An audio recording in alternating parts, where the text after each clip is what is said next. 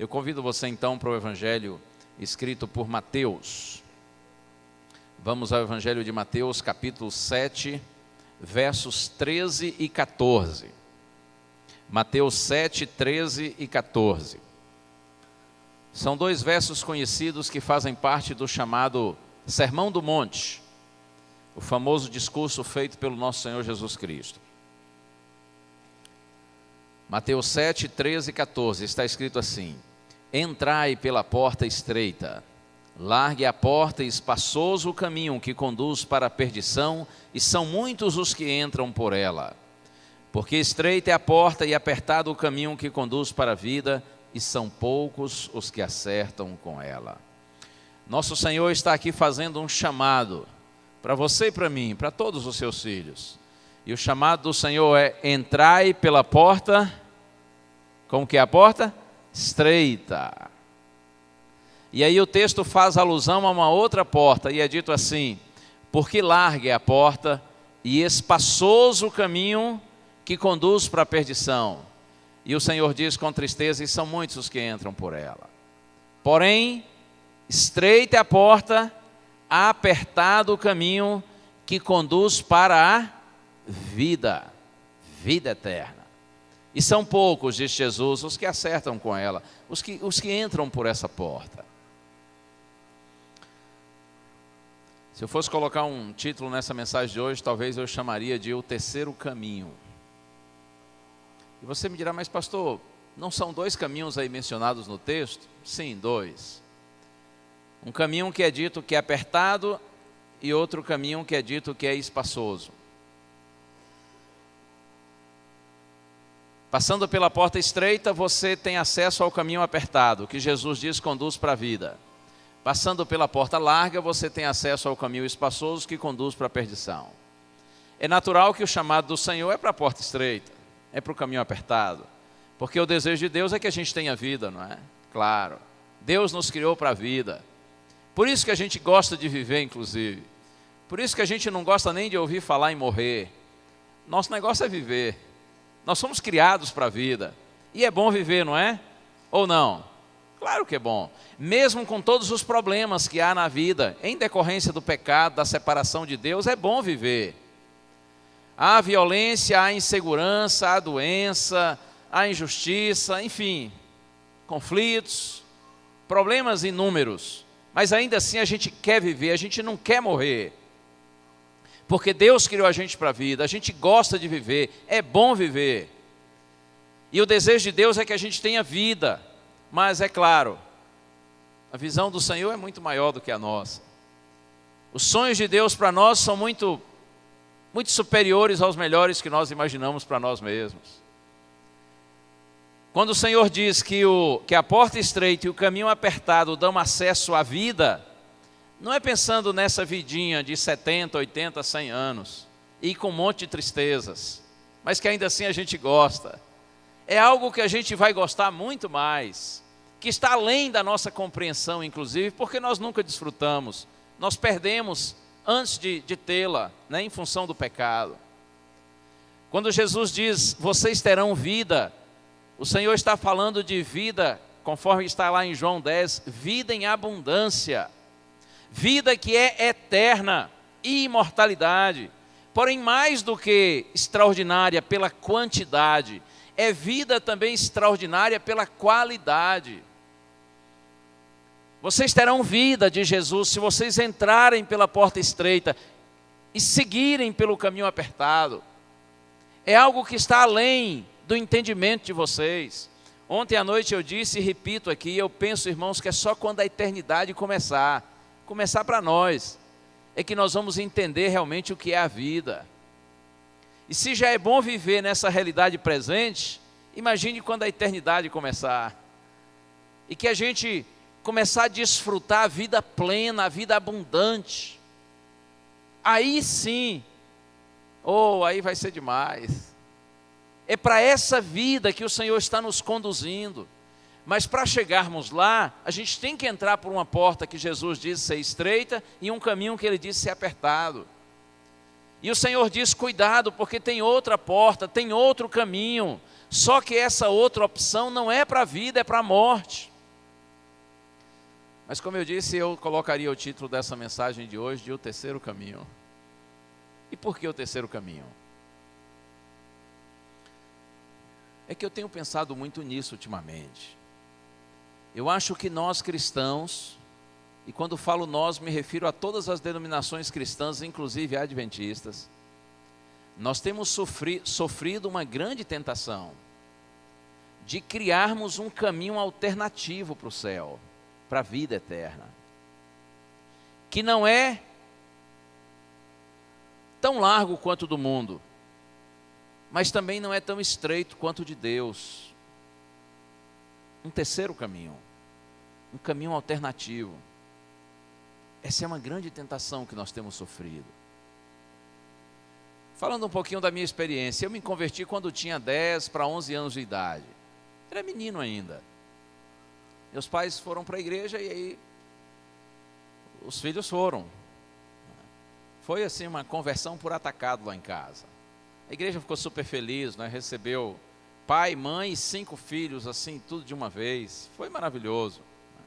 E nessa mesma época que o evangelho chegou também para os pais do Gilvan, que são meus tios, e para toda a família dele. Bênção de Deus, né? Ontem nós inclusive falávamos sobre isso. Graças a Deus que os nossos pais, quando receberam o evangelho, não resistiram. Pelo contrário, aceitaram. Porque isso mudou completamente a história da nossa família, né? Você que está aqui me ouvindo agora ou está assistindo pela internet, você que é casado, que tem filhos, ou que talvez nem tem filhos ainda, ou nem é casado ainda, mas um dia vai casar e vai ter seus filhos, e você tem ouvido o evangelho, não resista, porque isso não vai mudar só a sua vida, a sua história, vai mudar a história da sua família. Oh, isso é muito importante. Não seja resistente à voz do Espírito Santo, porque o Senhor está chamando você para a vida, mas através de você, o Senhor vai levar a vida para os seus filhos, para a sua família, para os netos, bisnetos, enfim. A gente não consegue mensurar, não é? A influência nossa, seja para o bem ou para o mal. Por isso que eu digo, não resista à voz do Espírito Santo, porque Deus quer abençoar você e sua casa. Mas como eu disse, meus pais foram para a igreja. E eu, por ter me convertido muito novo, eu nunca, por exemplo, usei bebida alcoólica, eu nunca fumei, nunca, perdi noites assim, baladas, essas coisas. Então eu estou contando para vocês para dizer assim, que esse é um tipo de tentação que eu não tenho. Talvez alguém aqui tenha, outros talvez, assim como eu, não tenham. Mas esse tipo de tentação de fumar, de beber, de ir para festa, noitada, essas coisas, eu nunca vivi isso e não tenho assim nenhuma vontade. Eu tenho até dó quando vejo uma pessoa fumando, especialmente jovem, quando vejo, né, alguém se embriagando. Essa coisa de passar a noite lá na boate, pulando lá, acho a coisa assim tão sem sentido. Isso não me intenta, mas eu vou dizer para você uma coisa que me intenta, e talvez seja também uma tentação sua. É exatamente isso, da gente tentar adaptar a vontade de Deus à nossa vontade, e criarmos um cristianismo, um adventismo alternativo, que seja segundo nossa conveniência. É como se nós estivéssemos criando um terceiro caminho, que, como eu disse, não é tão largo quanto o do mundo. Ou o negócio nosso não é ir lá, na linguagem assim popular, ir para a gandaia. Essa provavelmente não seja a tentação da maioria aqui. Cair lá no mundão e se meter em vícios, drogas, essas coisas. Não, isso não é tentação para a maioria de nós. Mas a grande tentação nossa não é de irmos para o caminho largo, espaçoso, mas de tentarmos aumentar um pouco o espaço do caminho do Senhor, do caminho estreito, do caminho apertado. E aí a gente começa a viver um cristianismo, um adventismo, que não seja de fato segundo assim diz o Senhor, mas segundo a nossa conveniência. É adaptar a vontade de Deus à minha vontade para ficar mais fácil para mim. Essa é a nossa grande tentação. Quando Jesus fala que a porta é estreita e o caminho é apertado, Ele está sugerindo que é difícil, não é? É assim que vocês entendem, não é? Acho que é assim que todos entendemos. Jesus está dizendo, olha, tem vida lá no final, só que para chegar lá, a porta estreita, caminho apertado, significa não se engane, não vai ser fácil. Tem um preço a pagar para você alcançar a vida, não vai ser fácil para você. E pastor, será por que é difícil? Será que há algum problema no caminho do Senhor? A princípio, quando diz que é difícil, parece que é porque é ruim, porque é complicado. Há algum problema no caminho do Senhor? Não. Como diz o salmista, o caminho do Senhor é perfeito. O caminho do Senhor é o caminho da bondade, da pureza, da santidade. Então por que é difícil para a gente? Ah, sim, muito fácil de responder. O problema não está lá, o problema está aqui, né? O caminho do Senhor é difícil para a gente, porque o caminho do Senhor é perfeito e nós somos imperfeitos. É o caminho da pureza e nós somos impuros. É o caminho da bondade e em nós o que não falta é maldade. É o caminho da santidade, mas naturalmente nós temos prazer no pecado. Nós já nascemos com a mente predisposta a se viciar no pecado. É por isso que o caminho do Senhor é difícil para nós. Lembre-se disso, nenhum problema com o caminho do Senhor. O problema todo está aqui no meu coração, no seu coração. É por isso que é difícil para a gente. Agora veja a tolice do homem. Tenta mudar o caminho de Deus para ficar mais fácil para ele. Não vai mudar nunca. Porque o caminho de Deus não pode, não precisa, não deve ser mudado. O caminho do Senhor é perfeito. A mudança tem que acontecer em mim e não no caminho do Senhor. Então, em vez de eu tentar mudar o caminho do Senhor, a vontade do Senhor para ficar mais fácil para mim, eu tenho que clamar ao Senhor e dizer, Senhor, me mude.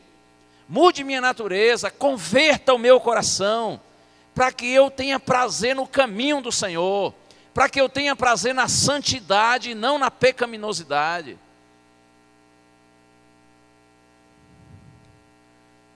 Todos os que têm cedido à tentação de criarem um terceiro caminho e têm vivido essa realidade, eles estão tão perdidos quanto os que estão no caminho largo. E talvez a situação destes seja ainda pior. Porque quem está no caminho largo normalmente tem consciência que está longe de Deus e está afastado.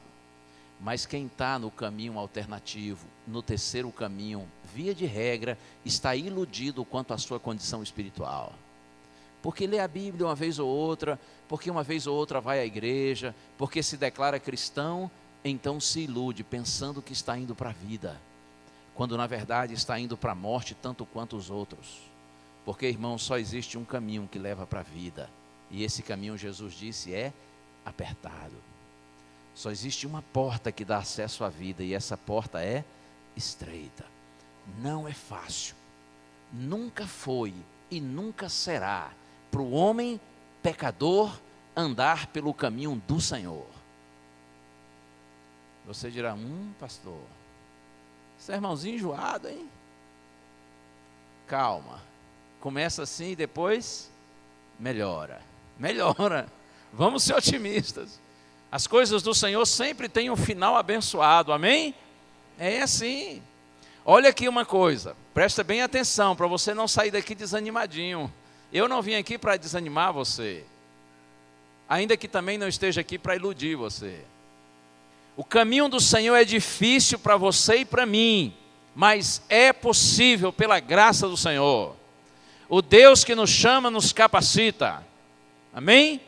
Você crê nisso? Creia, não duvide. Eu me lembrei agora, no início do ano passado, quando eu recebi o convite para trabalhar na Novo Tempo, eu tremi nas bases. Apesar de já ser pastor há muitos anos, né, já está meio coroa, mas eu tremi nas bases, porque há muitos anos que eu assisto a Novo Tempo. E eu sempre fui encantado por esse ministério. Então, quando um dia recebi uma ligação e soube da possibilidade de pregar na Novo Tempo, eu fiquei muito feliz, mas ao mesmo tempo apavorado. E eu acho que o medo foi maior do que a alegria. E o tempo foi passando e eu vi que essa possibilidade estava seguindo para confirmar-se. Então eu fui realmente ficando assim muito tenso, muito nervoso. E eu não consegui deixar de transparecer isso, especialmente para minha família. E um dia uma das minhas filhas, a mais velha, que trabalha inclusive lá na Novo Tempo, que é jornalista, um dia Eu estava em casa e ela viu que eu estava assim, meio angustiado, meio preocupado com isso. E ela me disse assim: pai, você conhece aquele pensamento que diz assim, que Deus não chama os capacitados, mas Ele capacita os chamados? Eu disse: eu conheço. Ela disse assim: pai, você já deve ter dito isso para muitas pessoas, não é? Inclusive para pastores jovens, porque eu trabalhei algum tempo assim como conselheiro dos pastores, chama ministerial. E aí eu disse: filha, eu já falei isso para muitos colegas. Aí ela olhou para mim e disse assim: pai, então viva a sua pregação. Eu falei: podia ter ficado sem essa, né? Mas eu acho que aquele dia o Senhor usou minha filha para me advertir. Acredite no que eu estou lhe dizendo. Não se iluda, pensando que ser cristão e viver em santidade é fácil. O Senhor não ilude os seus seguidores. Os homens é que se iludem uns aos outros. Não é fácil. A porta é estreita e o caminho é apertado. Mas em nome do Senhor Jesus, não se desanime pensando que é impossível. Porque Deus capacita aqueles que Ele chama. O Senhor é fiel. O Senhor é maravilhoso. Um dia, uma multidão incontável estará na presença do Senhor, recebendo do Senhor o chamado para a eternidade. E pela graça do Senhor, você e eu estaremos lá. Não se iluda pensando que é fácil, mas também não se desanime pensando que é impossível. Vamos a mais um texto. É Lucas capítulo 9. Busque aí na sua Bíblia Lucas capítulo 9. Vamos ao verso 23. Lucas 9, 23, está escrito assim: dizia a todos: se alguém quer vir após mim, a si mesmo se negue. Dia a dia tome a sua cruz e siga-me. Podemos ler o verso 24 também. Pois quem quiser salvar a sua vida, perdê-la-á. E quem perder a vida por minha causa, esse a salvará. Eu acho interessante quando Lucas diz que Jesus dizia a todos. Vocês sabem, Lucas ele não acompanhou Jesus no seu ministério terrestre. Tudo que Lucas escreveu foi aquilo que ele ouviu de outros que andaram com Cristo, que foram testemunhas oculares. Mas Lucas procura, sob a orientação do Espírito Santo, fazer uma narrativa bem cuidadosa. Ele próprio diz no começo do Evangelho que ele foi bem criterioso para narrar os fatos de uma forma bem real e numa ordem legal.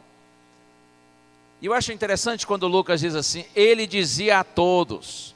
Eu imagino que Lucas ouviu de muitas pessoas, em diferentes lugares, estas palavras de Cristo. Porque Jesus estava interessado em que todos soubessem. Os pobres, os ricos, os religiosos, os não religiosos, os novinhos, os velhinhos, enfim, todo mundo devia saber. Jesus deve ter dito isso muitas vezes, em muitos lugares, para diferentes pessoas. E o que ele dizia tanto? Que ele repetia tanto? Se alguém quer vir após mim, negue-se a si mesmo. Dia a dia tome a sua cruz e siga-me. Se alguém quiser salvar a sua vida, vai perdê-la. Mas aquele que perder a vida por minha causa, vai então salvá-la. Se alguém quer vir após mim, negue-se a si mesmo. Ei, você quer ser meu discípulo, diz Cristo? Venha, tem lugar para você. Tem lugar para todos quantos queiram me seguir. Vem, quer ser meu discípulo? Ok, legal, pode vir. Mas um conselho para você. Negue-se a si mesmo. Em outras palavras, quando sua vontade for diferente da minha, se você de fato é meu discípulo, então você terá que deixar de fazer sua vontade para fazer a minha. É isso que Jesus está dizendo. E isso é moleza, não é? Moleza, molezinha. Tem nada de moleza aí, não é? Isso é dureza. Ou coisa chata. Quando a gente quer fazer uma coisa e outro chega e diz assim, não senhor, vai fazer isso não, vai fazer outra. Em vez de fazer sua vontade, você vai fazer a minha.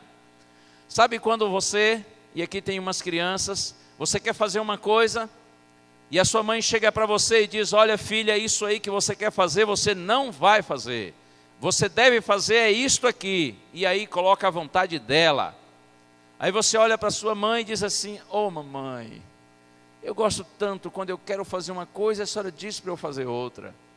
Olha mãe, a senhora é maravilhosa. Eu fico tão feliz quando eu não posso fazer o que eu quero para fazer o que a senhora quer. É assim? É nada. A gente fica com raiva, não é? A gente faz um bico assim. Obedece? Obedece. Tem que obedecer. Se obedecer está errado.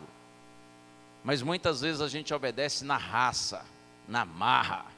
A gente obedece contrariado, porque nós queremos fazer a nossa vontade, não é a de outro. Quando a vontade do Senhor e a minha combinam, aí é molezinha ser crente, ser adventista, ser cristão.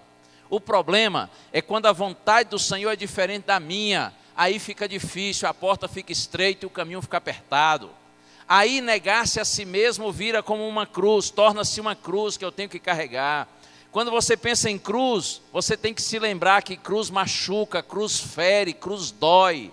Quando Jesus diz dia a dia, negue-se a si mesmo e dia a dia tome a sua cruz. É como se Cristo estivesse dizendo assim: ó, vai ser meu discípulo, mas não pense que vai ser fácil. Isso vai machucar você, vai doer em você, porque muitas vezes a sua vontade vai ser diferente da minha, e para fazer a minha vontade será como carregar uma cruz que lhe machuca, que dói, que lhe fere. Ei, não vai ser fácil. E tem mais, é dia a dia. Essa luta é diária. Essa luta contra a sua própria vontade para viver segundo a minha vontade é uma luta diária. Não será fácil para você.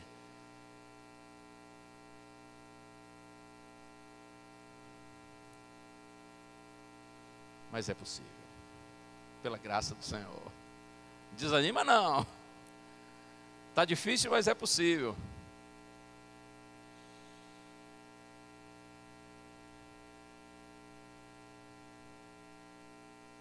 Se você quiser salvar a sua vida, diz Jesus, você vai perdê-la. Em outras palavras, ele está dizendo assim: se você quiser viver de acordo com sua cabeça vai levar você para a morte, e morte eterna. Mas se você perder sua vida, ou seja, se você deixar de fazer sua vontade para fazer a minha, se você perder a sua vida por minha causa, então saiba, você vai salvá-la, porque a minha vontade vai levar você para a vida. Irmãos, às vezes o Senhor parece assim tão autoritário, não é? Tão egoísta, quando Ele diz assim: negue-se a si mesmo. É meu discípulo, é minha vontade. Quem manda aqui sou eu. O negócio é o seguinte: você morre e eu vivo. É assim que funciona. Parece que Ele é durão, né? Autoritário, egoísta. Não é nada disso. É que o Senhor sabe que nossa cabeça nos leva para a morte, e Ele quer que a gente tenha vida. É por isso que Ele diz assim: para você ter vida, você tem que andar pela minha cabeça. Você tem que viver segundo toda a palavra que procede da minha boca. Porque se você viver da palavra da sua boca, ou da palavra da boca dos outros homens, na verdade você terá apenas essa existênciazinha aí, que é legal, mas é muito curta e muito cheia de tristeza. Eu quero que você tenha vida, que você tenha uma existência eterna, que seja extraordinária, maravilhosa, mas para isso você tem que viver segundo minha cabeça e não a sua, porque sua cabeça está condenada à morte, sua mente está predisposta a se viciar no pecado, e o pecado separa de Deus, e separados de Deus, quem viverá? Então é assim, filho, você quer vida? Deixa a sua vontade e viva segundo a minha, que vai dar certo. Você vai chegar lá. Irmãos, creiam, nós não estamos no momento da coroa. Quando falo da coroa, me refiro à coroa, né? Que é símbolo de vitória. Não é coroa assim, mulher já mais madura. Desculpa. Nós não estamos no momento da coroa, alguém pode pensar outra coisa, mas não estou falando desse sentido. Eu estou falando de coroa, símbolo da vitória. Jesus promete que um dia Ele vai trocar a cruz pela coroa, mas a gente não está na hora da coroa ainda, a gente está na hora da cruz. Ou tem muita gente por aí na igreja cristã iludida, pensando que já é hora da coroa. pensando que é nessa realidade presente que nós estabelecemos nosso reino de prosperidade e de felicidade. Não é assim, irmãos. Há muita gente por aí iludindo os homens. Talvez muitos desses que iludem façam isso porque também estejam iludidos. Eu não vou entrar nesse mérito aí. Mas uma coisa eu sei. Há hoje dentro da igreja cristã uma pregação completamente equivocada, que promete para os homens um reino de prosperidade e de felicidade nesse mundo. Isso está por fora, irmãos. Isso é antibíblico. Nós ainda não estamos no momento da coroa. Nós estamos no momento da cruz. Antes da coroa, a cruz. Para cada um que alcançar a coroa, existe primeiro uma cruz reservada. Assim como houve uma cruz para o nosso Senhor, há uma cruz para cada discípulo seu. E nessa cruz, nós devemos dia a dia crucificar nossa própria vontade, nosso próprio eu. Essa luta contra o próprio eu, contra a própria vontade, contra a própria natureza, é nossa luta mais ferrenha, mais acirrada, mais dura. Por isso que Jesus diz, dia a dia, negue-se a si mesmo e tome a sua cruz. Estamos no momento da cruz. Crentes, não se iludam, estamos no momento da cruz. Se o cristianismo para você está muito fácil de viver, então creia, você não está vivendo o verdadeiro cristianismo.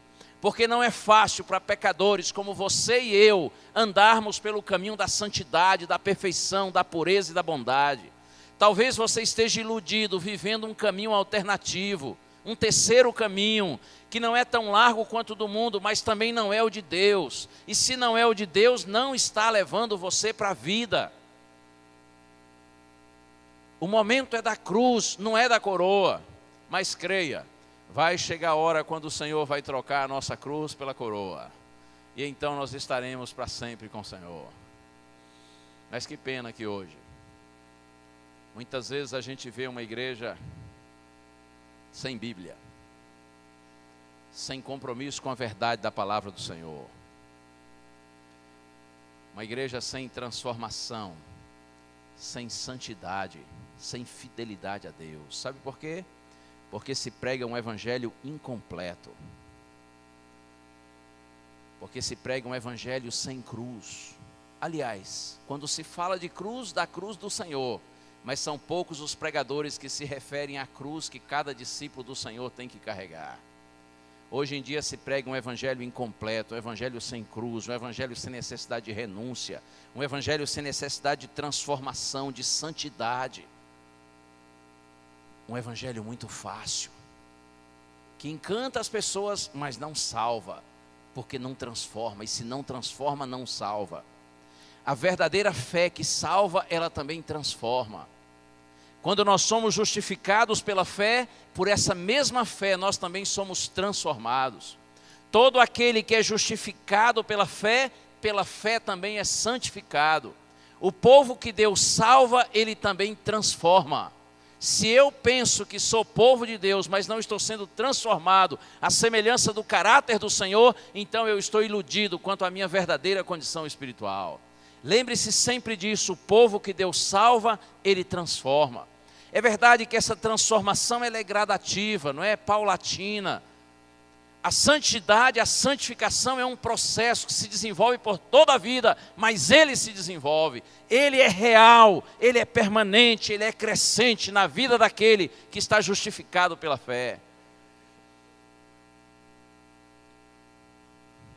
Por isso que Jesus disse, se você deixar a sua vida, creia. Se você deixar de fazer a sua vontade e fazer a minha, creia. Você vai perder a sua vida. Por minha causa. Mas por minha causa, também você vai salvá-la. Mas vai salvá-la para a eternidade. Eu quero concluir frisando apenas essa palavra do Senhor que está bem no meio dos dois versos que nós lemos agora. Quando Jesus diz, quer ser meu discípulo, negue-se a si mesmo, tome a sua cruz e siga-me. Eu penso que esse siga-me é o segredo do sucesso. Vocês sabem disso, não é? Quando Jesus diz siga-me, Ele está dizendo assim, ó, eu vou na frente e você vem atrás. Mas é para você vir pertinho. Fica esperto. Não tira seus olhos de mim. Eu vou na frente abrindo o caminho. E você vem atrás coladinho, pertinho de mim. Siga-me, olha para mim. Se você olhar para mim, você vai entrar pela porta estreita, vai permanecer no caminho apertado. Se você me seguir olhando para mim, então você vai conseguir negar-se a si mesmo. E você vai tomar a sua cruz e vai vencer, como eu venci. Siga-me. Como Cristo dizendo assim, vem pertinho de mim. Não tire seus olhos de mim, não olhe para os lados, para os homens, não olhe para baixo, olha para mim. Você tem que estar com seus olhos em mim. Se você estiver com seus olhos em mim, vai dar certo. Você vai ver que eu passei pelo mesmo caminho pelo qual estou chamando você para passar. E assim como eu venci, você vai vencer. Siga-me. Se você segue o Senhor de perto, você vê o Cristo crucificado. E aí nós somos atraídos para Ele. É o seu amor que nos conquista, que nos constrange. Se a gente segue o Senhor de perto, a gente o vê além da cruz, nós o vemos ressuscitado, glorificado. E se Cristo ressuscitou, como diz Paulo, não é vã a nossa fé. A gente não adora um Cristo morto, a gente adora um Cristo vivo, ressurreto. Louvado seja o Senhor. E se você o segue de perto, você vai ver além da ressurreição. Você vai ver que Ele está hoje intercedendo no santuário celestial. Ele está lá velando por nós. E na medida em que Ele foi, o seu Espírito veio, o Consolador está entre nós. Nós não estamos sozinhos. Há alguém conosco aqui, alguém conosco lá em cima, velando por nós. E se você segue Cristo de perto, você então compreende e vê além do santuário. Você vê que um dia Ele virá em glória e majestade para buscar a sua igreja. Ele prometeu e Ele é fiel. Ele virá sim.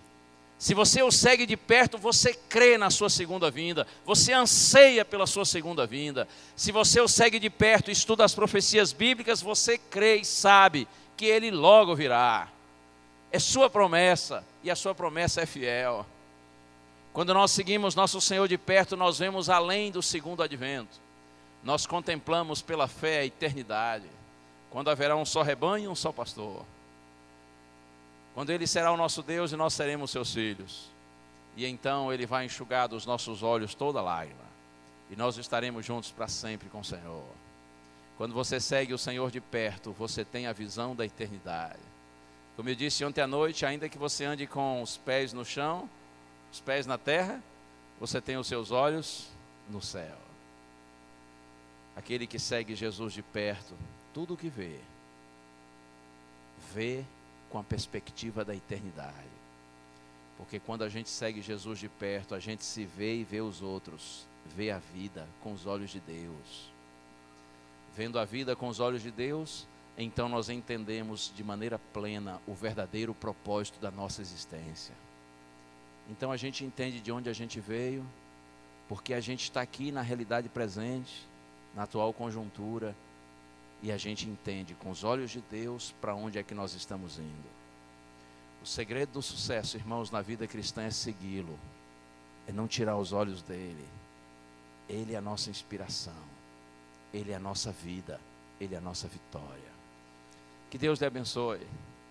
Não fica desanimadinho não, mas também não viva iludido não. Porque, desculpa a franqueza, já tem gente iludida demais em tudo quanto é igreja cristã por aí, inclusive na nossa. Muita gente iludida, vivendo o terceiro caminho. Saia dessa vida. Vem logo para o caminho apertado. Entre pela porta estreita e permaneça no caminho apertado. Ô pastor, mas é porque é difícil. Quem te disse que seria fácil? É difícil, não se iluda. Mas em nome de Jesus, creia, é possível a vitória. E a vitória é grandiosa. A vitória é plena no Senhor.